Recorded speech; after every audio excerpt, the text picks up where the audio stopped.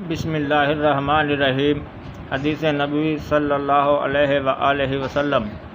نبی کریم صلی اللہ علیہ وآلہ وسلم نے عید الاضحیٰ کی نماز کے بعد خطبہ دیتے ہوئے فرمایا کہ جس شخص نے ہماری نماز کی طرح نماز پڑھی اور ہماری قربانی کی طرح قربانی کی، اس کی قربانی صحیح ہوئی، لیکن جو شخص نماز سے پہلے قربانی کرے وہ نماز سے پہلے ہی گوشت کھاتا ہے مگر وہ قربانی نہیں۔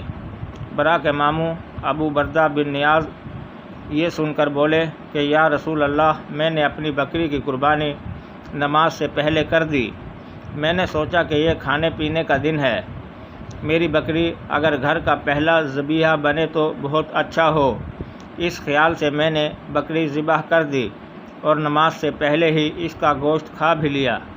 اس پر آپ نے فرمایا کہ پھر تمہاری بکری گوشت کی بکری ہوئی۔